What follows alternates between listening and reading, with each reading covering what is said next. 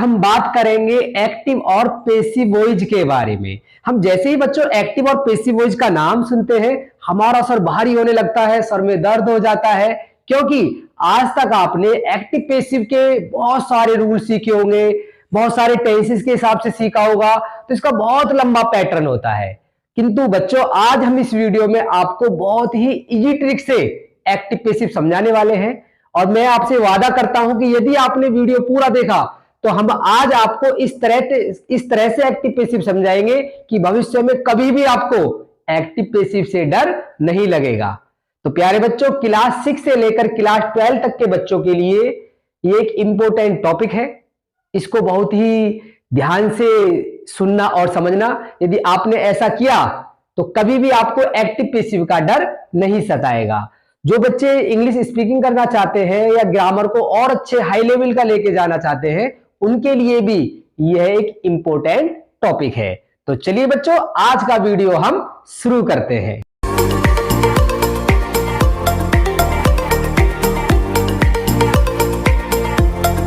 आपको active passive सीखने के लिए सबसे पहले हमारे द्वारा बनाए हुए ये दो टेबल आपको अच्छे से लर्न करने पड़ेंगे।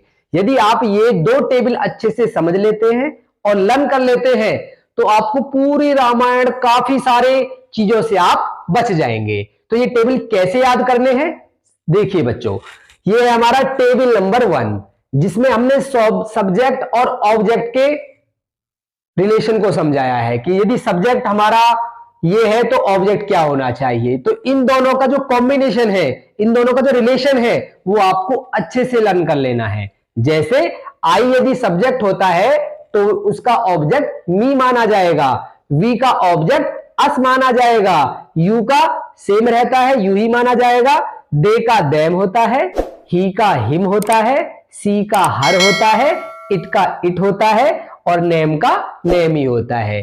जैसे नेम है राम तो ऑब्जेक्ट भी उसका राम ही माना जाएगा। तो इस कॉलम को बच्चों आपको बहुत ही अच्छे से याद करना है। अब चलते हैं बच्चों टेबल नंबर 2, इसकी भी हमें जरूरत पड़ने वाली है। तो ये हमारे एक्टिव केस है, ये हमारे पैसिव है। जो हमारे स्टूडेंट है वो ऐसे भी समझ सकते हैं, ये आपका क्वेश्चन है जो बोर्ड में आएगा और ये आपका आंसर है जो आपको करना है। तो बच्चों यदि हम इन्हें टेंस के हिसाब से देखें तो हम बहुत ज्यादा कंफ्यूज हो जाते हैं कि कौन सा टेंस किस में चेंज होता है। तो हमने इस चीज को सिंपल लैंग्वेज में कन्वर्ट कर दिया है।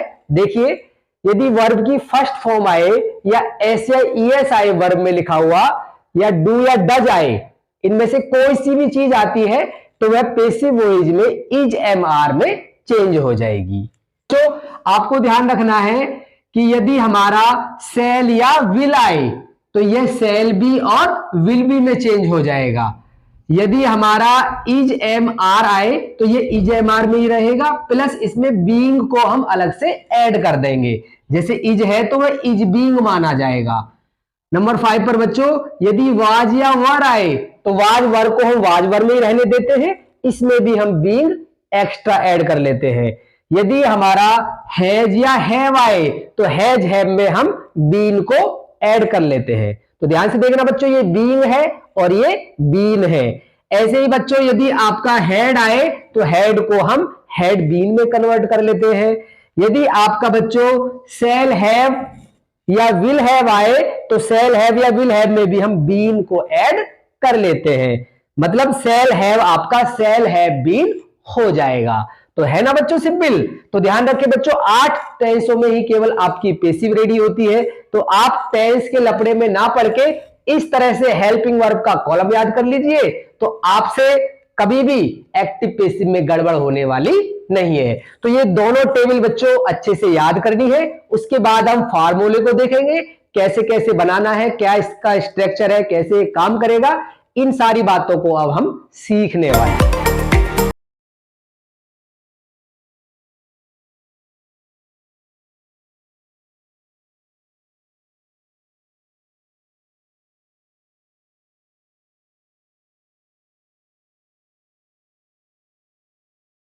तो टेबल अच्छे से लर्न कर लिए होंगे। तो बच्चों यदि टेबल आपको लर्न हो गए हैं तो अब उनका हमें यूज कैसे करना है, अब इस बात को हमें समझना होगा।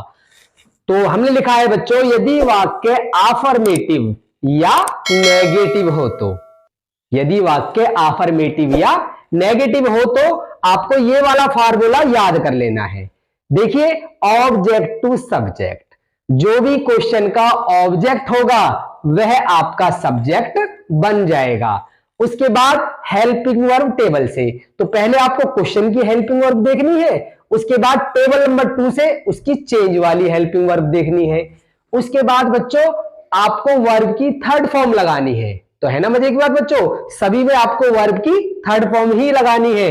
इसके बाद आपको ईटीसी वर्ड लगाने हैं, जैसे टुडे, टुमारो, यस्टरडे वगैरह होते हैं। उसके बाद आपको बाई लगानी है, और उसके बाद जो क्वेश्चन का सब्जेक्ट है उसको आपको ऑब्जेक्ट बना देना है, और यह आप टेबल नंबर 1 से सीखने वाले हैं।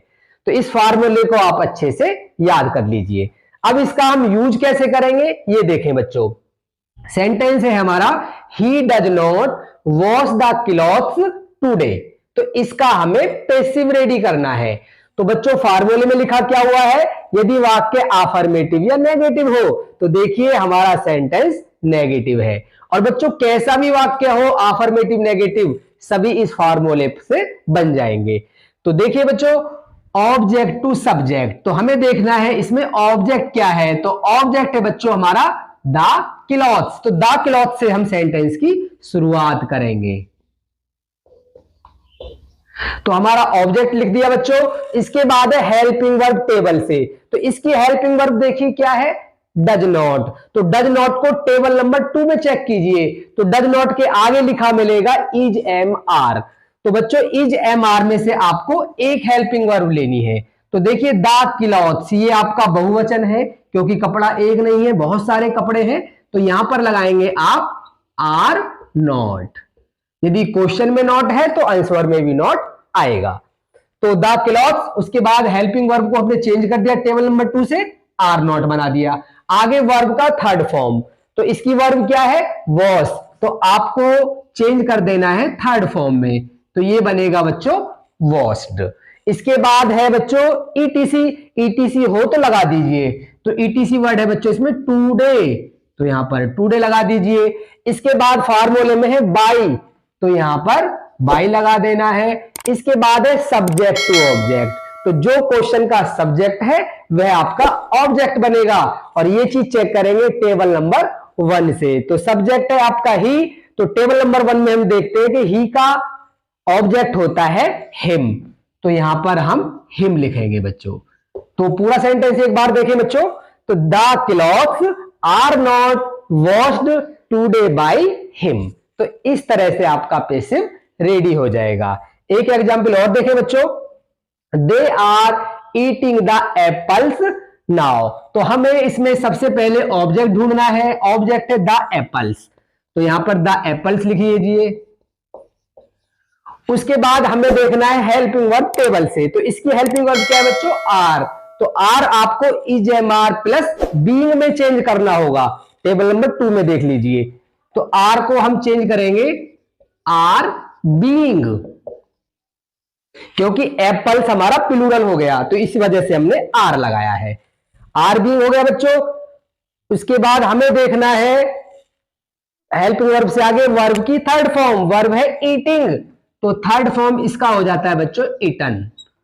इसके बाद हमें देखना है ईटीसी, ईटीसी है इसमें नाउ, तो आपको नाउ लगा देना है। फिर इसके बाद लगाना है बच्चों बाई, इसके बाद सब्जेक्ट टू ऑब्जेक्ट, तो सब्जेक्ट है दे, तो दे को टेबल नंबर 1 में चेक कीजिए, तो ये बनेगा बच्चों टेबल नंबर 1 के हिसाब से देम। तो इस तरह से वाक्य पूरा होगा, the apples are being eaten now by them.